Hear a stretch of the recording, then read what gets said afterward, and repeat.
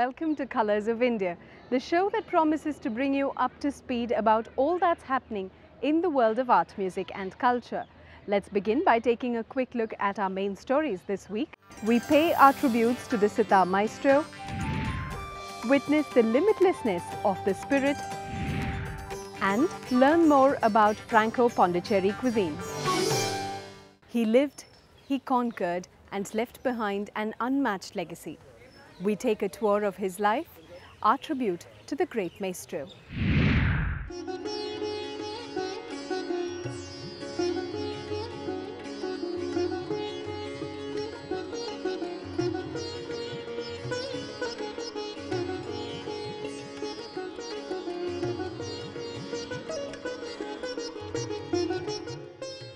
On the 7th of April, 1920s Varanasi, Ravi Shankar Chaudhary was born to a Bengali Brahmin family.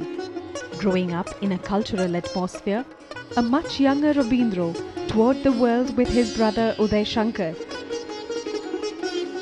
the pioneer of modern dance in India. Soon, his interest shifted towards Indian classical music, and he enrolled under Guru Alauddin Khan to become a sitar vadak.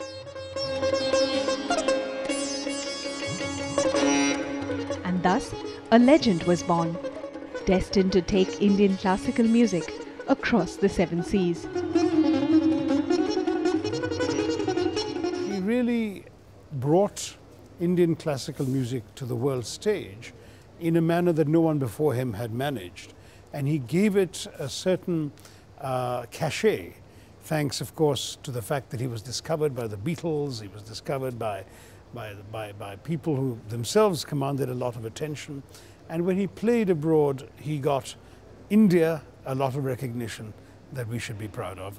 Ravi Shankar was the person who made the sitar famous internationally, and in the process contributed enormously to India's soft power. To the music of the West, Ravi Shankar, as he was known, brought an Eastern revolution. He toured extensively and made friends with musical stalwarts of his time. One such epic connection was with George Harrison, the lead guitarist of the 60s band, the Beatles. This brief connection catapulted him to international stardom and resulted in the coinage of the phrase Raga Rock. Harrison called him the godfather of world music. Today we talk about soft power and cultural diplomacy. Unconsciously, he was that soft power for India and a brand image for India way back in the 60s. From the, so early when that was not even a word, and that was not even a kind of a phenomenon, you know, which was talked about, and yet he represented that very essence. He was a true cultural ambassador, true cultural diplomacy, because he tried to bring about the social and cultural understanding between the East and the West. Meanwhile, in India, he was already a sensation. Known for mixing Carnatic renditions into the Hindustani style, he developed a distinctive sitar sound with powerful bass notes. He gave his music a serene and spiritual touch, especially during the Alap movement of the rag. In 1949, he was the director of All India Radio and will always be remembered for the music composed in Satyajit Ray's Opoo trilogy.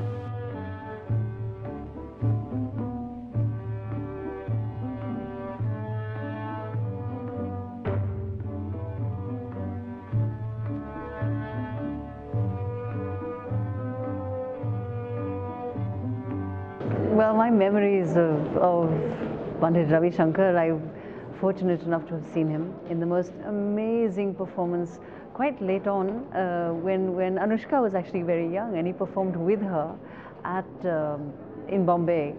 And it was for me one of the most magical live moments that I experienced, because they were both playing beautifully. And then at one point there was this Jugalbandi that started. And it went on and on and on and on and on. And then he And she was young, she was really young. And then he played something, and she just looked at him with her mouth open, and the whole audience was just, because it was just absolutely magical what he played. And then of course he laughed loudly because she couldn't respond. But it was such an amazing moment where the entire audience was just clasped together in his magic. And I'm just blessed to have been able to see him and hear his music, and what a wealth he's left us. Anushka Shankar, his youngest daughter, often shared the stage with him in his later days.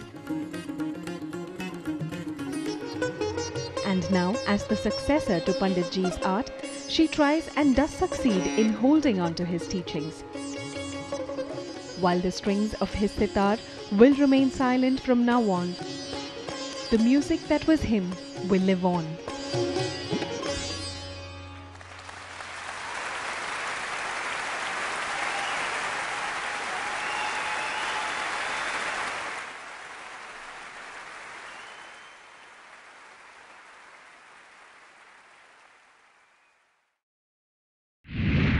The world will always remember this wonderful artist, and Colours of India offers our salutations. Moving on, we have for you a theatrical treat.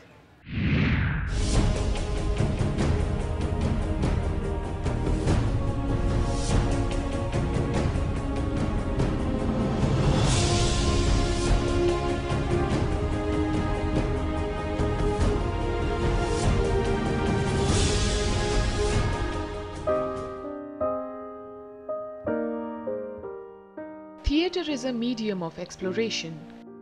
In Kusum Haidar's direction of Federico Garcia Lorca's When 5 Years Pass, we see an abstract and surrealistic approach. Written in 1931, this play is termed as Lorca's most original and experimental contribution to theatre. I can't be seated. I'd rather just talk. Suddenly, as I was climbing the stairs, all the songs I'd ever forgotten came to mind, and I wanted to sing them all at once. That was the period, 1931, when this play was written. There were certain influences of surrealist painters, artists and so on, like Salvador Dali and Louis Buñuel, who influenced Lorca a great deal when he wrote this play. So I wouldn't call it a completely surrealistic play, because what we've tried to do in this production is to try and see how, from this rather abstract material, we can prepare the text. But he's come to marry you. You wrote to him the whole 5 years we were traveling. You wouldn't dance with anybody on the ocean liners. The story, as the title suggests, is about the time when 5 years pass. Right. There is an eclipse of the moon. The action takes place in the period before we are introduced to the protagonist, the young man who was waiting to be married to his fiancée, who instead loved and later eloped with a football player.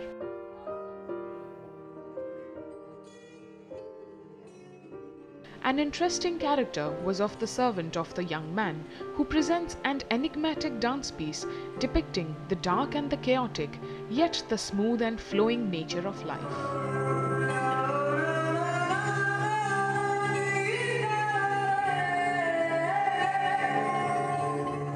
The young man is a reflection of the dilemmas that Lorca himself went through, perhaps. The inability to resolve relationships by living in the moment rather than postponing everything and deferring it, and dealing with everything in an idealized state in the mind rather than with actual physical reality. These were the main themes that I think find projection in this particular play, and which seem also to reflect Lorca's own concerns in his own life as well.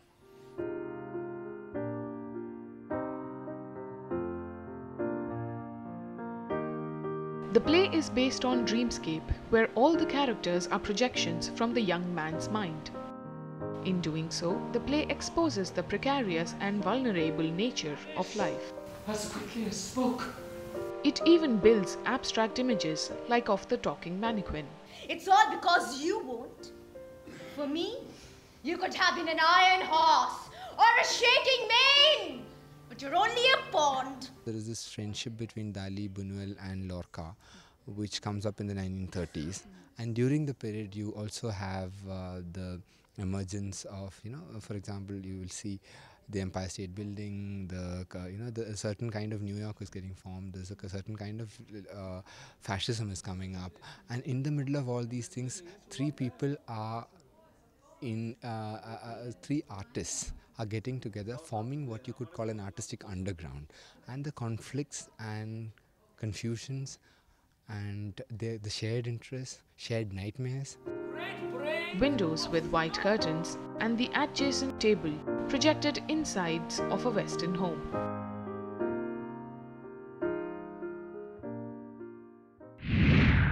When it was first written, this play was said to be an example of the theatre of tomorrow.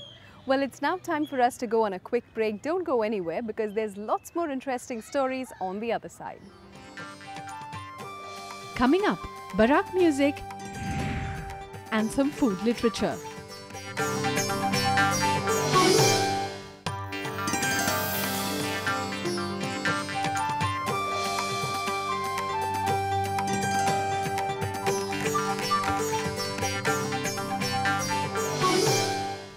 Welcome back.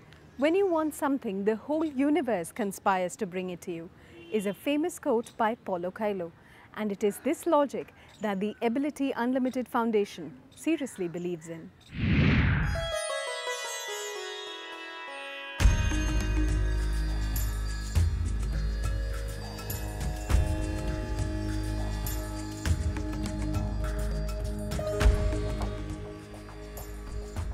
Ability Unlimited is an organization for the talented lot, differently abled or otherwise, irrespective of caste and creed.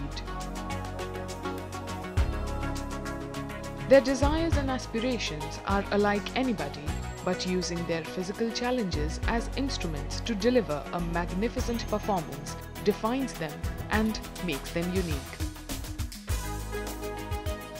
The motivation behind this is Guru Sayyid Salahuddin Pasha, who acts as a godfather to these children. Youth from wherever, whichever community, whichever class, whichever school, whichever college. So all those people, if they are young achievers in any way, they have a platform.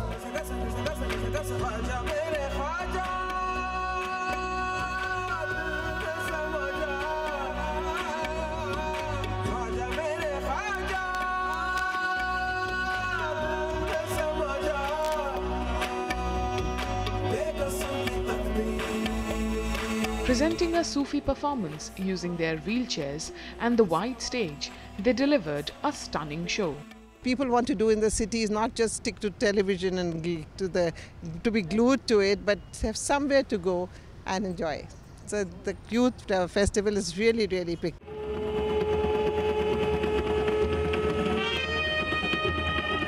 Using their wheelchairs as chariots and weapons, they recreated the great battle of the Mahabharata.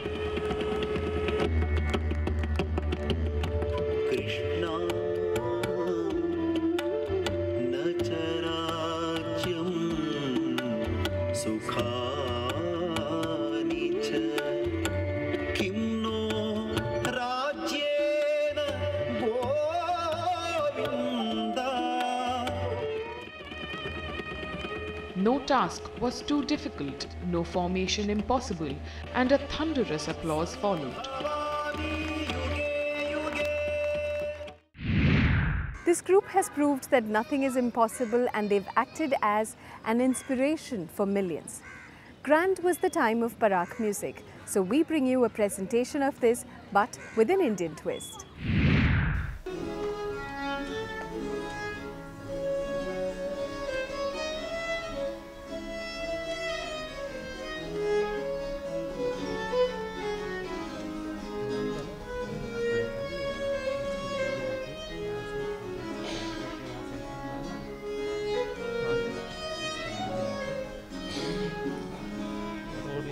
The word Baroque is derived from the Italian word barocco, meaning bizarre.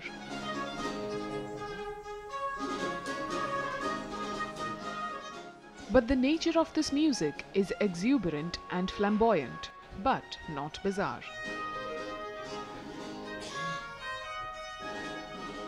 The ICCR, along with the Embassy of Switzerland in India, organized a dance performance with Baroque instrumental music by Music Fiorita Ensemble from Switzerland, in collaboration with dancers from Italy and India.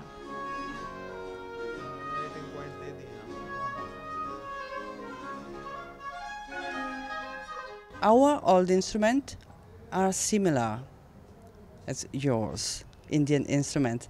So I thought perhaps can be combined it, and then I saw that also the Baroque dance and the Indian dance was a wonderful mixture. So I think the culture of the Indian the Indian culture and the European culture in the period of the Baroque era, it's very similar.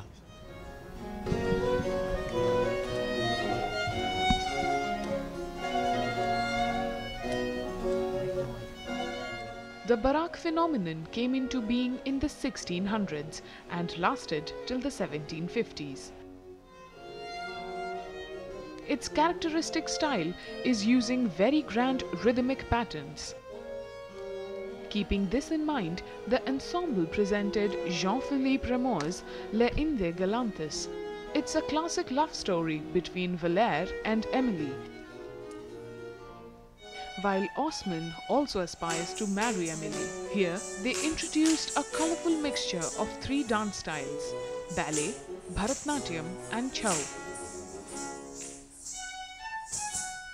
Very good mixture of two worlds. I mean, really French ballet opera of the early 18th century and contemporary dance, but inspired, of course, by old models. And you know, at this time, people got really kind fascinated, obsessed with Oriental dance, and Les Indes Galantes, the gallant India, is really meant something to them. They didn't know India, actually, but they kind of were fascinated by India and by Oriental fashion. I use Bharatanatyam for the action, for the theater, because the interprets know how to interpret, not only to dance, but to interpret. They have characters to interpret. And Chau for the strength, because I need somebody who interpret gods, who interpret bad mans, and I need jump, I need tours.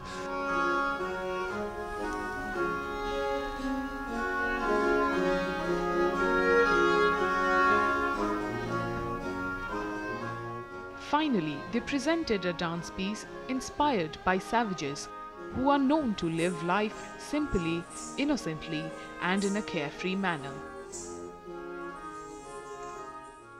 It is the usage of different instruments like the theorbo, harpsichord, bassoon, oboe flute, and Baroque violin on one side, fused with the exhilarating dance on the other, which defined Baroque music for what it is.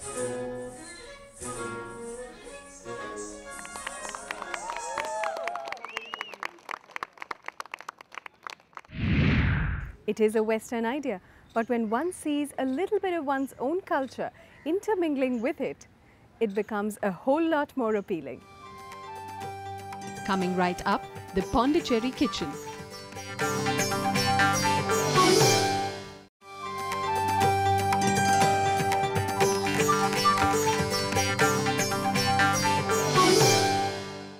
Welcome back. Food Trail this week is a tad bit different from our set formula. Instead of visiting an eatery and tasting their food, we have decided to take a more serious approach towards food. We begin with some literature.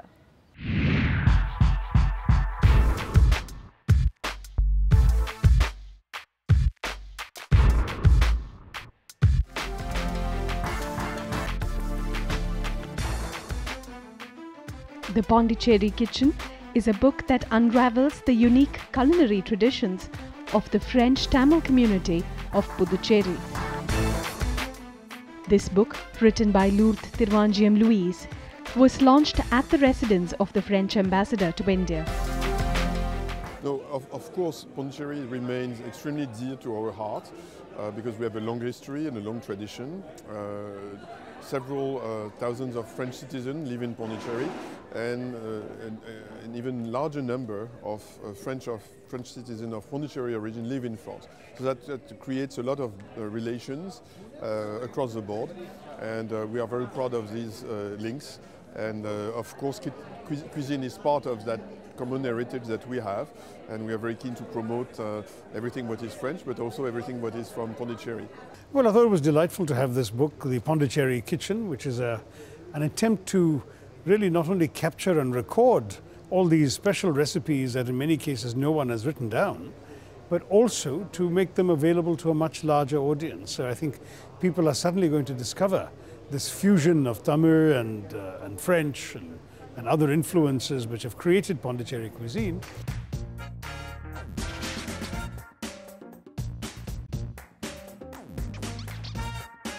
To know a cuisine is to understand a culture, and the Pondicherry Kitchen acknowledges the various culinary influences that created it. To talk about the Pondicherry Kitchen, we have with us the author herself. Welcome to the show, ma'am.